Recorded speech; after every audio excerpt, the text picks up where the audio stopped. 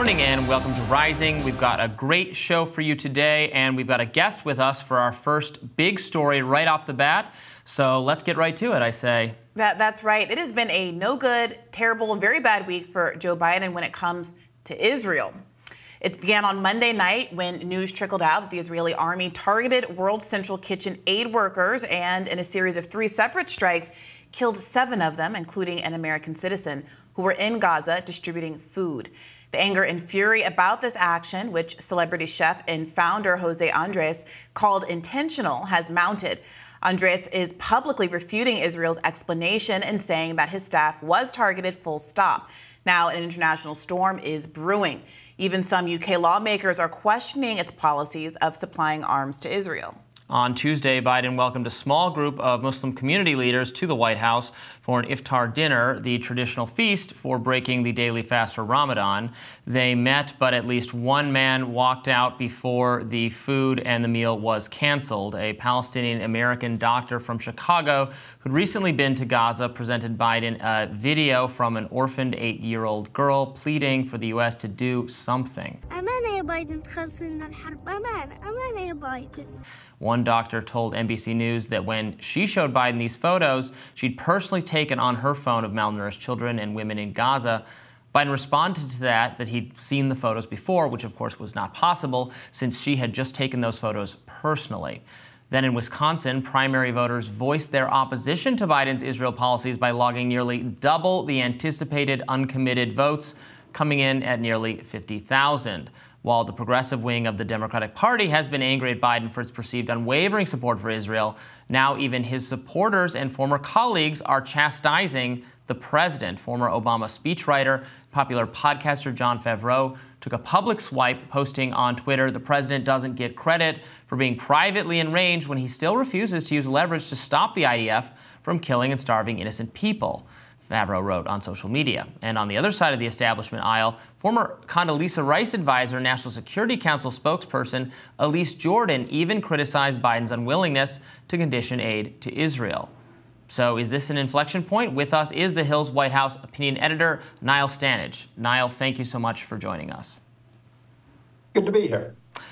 So you had a kind of viral moment the other day asking questions of the administration about what's going on. Can you talk to us more about that?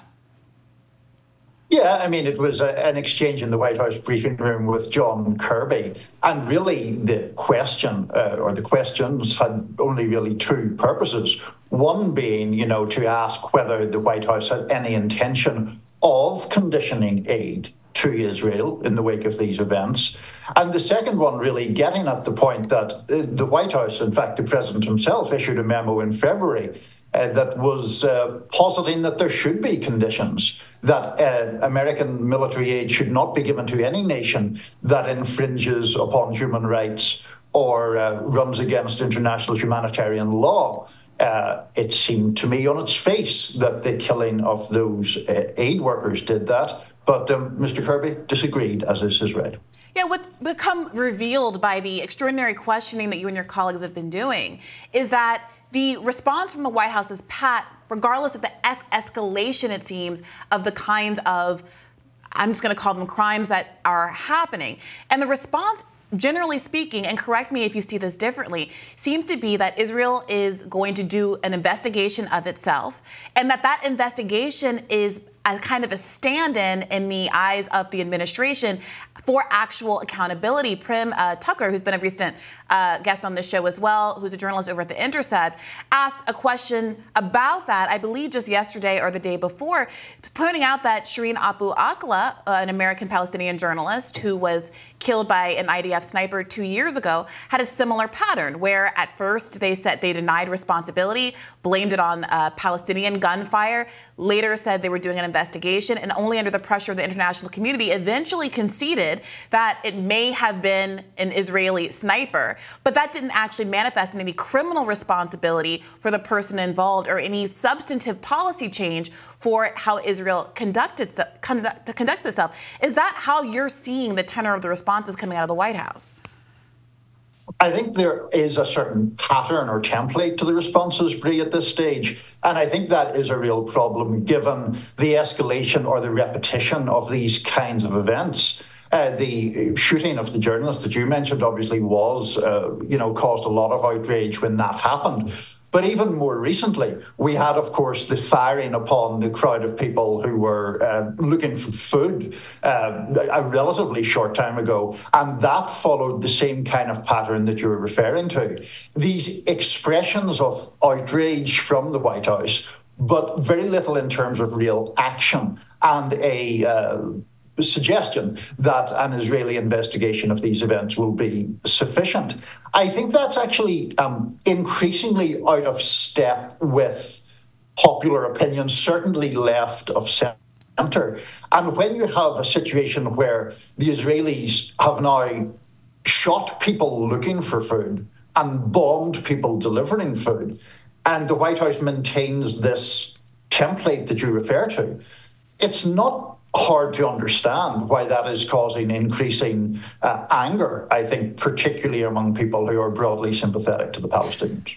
Right. So there's at least some awareness, obviously, among the Biden administration and, frankly, even among the Israeli government that this incident is going to cause more vocal frustration, is more galling, cannot be written off. José Andrés obviously talking about how his group had permission to operate here, has had a pre-existing relationship with the IDF, was cleared to be distributing food here in a truck that was clearly marked, should have been obvious to the drone camera. Very upset about it. Netanyahu, issuing an apology saying there's going to be an investigation. But now all this pressure. So is this going to be a turning point where people start saying, your line, Joe Biden, that we're going to support Israel no matter what, continue to send weapons no matter what, and just kind of maybe privately gripe about what's going on? Is that going to satisfy the American people?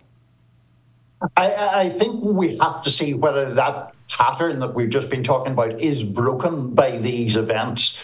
Does it change this sort of rote response of condemnation without action, or is there an actual shift in American policy?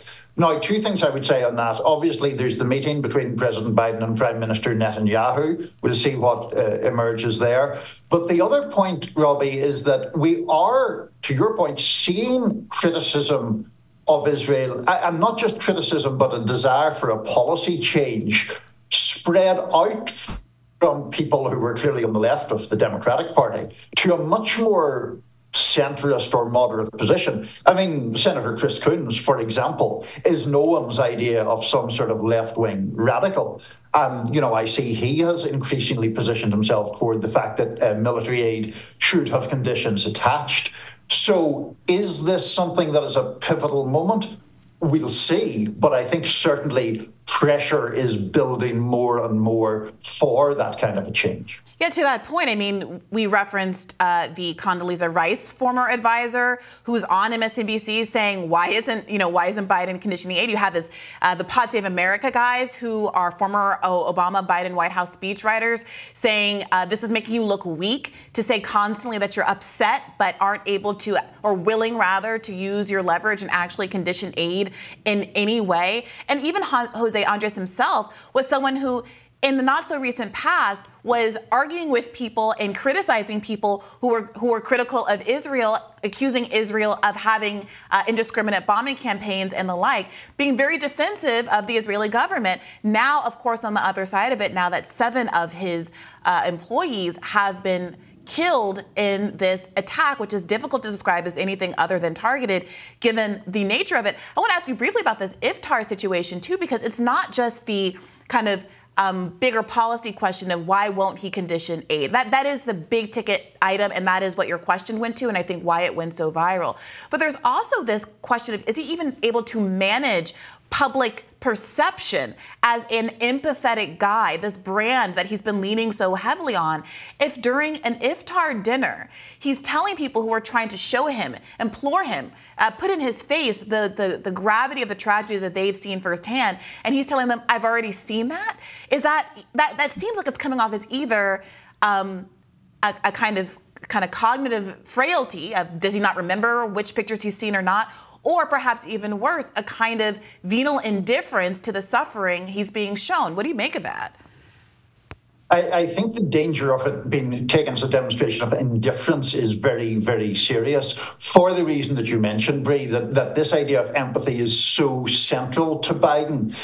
Just very briefly, I'm going to draw on my Belfast roots for a second, because there we're still dealing with the legacy of a conflict.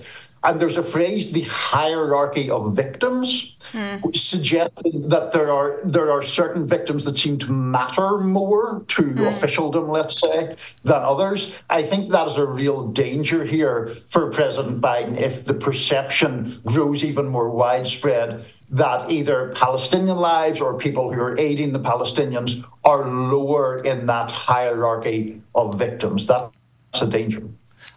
Sorry, and just to that point, of course, in New York Magazine yesterday or the day before, there was that report of someone close to the president who argued exactly that he was asked, do you think there is a hierarchy of victims? Do you think that Biden has the same affection for Palestinians as he does Israeli or Jewish victims? And the answer was no, of course not. Sorry, Robbie. Yeah, no worries. One more thing I wanted to ask you about, Niall, is actually the Donald Trump side of this. There's been reporting in The Hill and other places, and I'm just seeing that he talked to Hugh Hewitt, a conservative radio host, who asked him, Hugh Hewitt asked Trump, do you still stand with Israel 100%?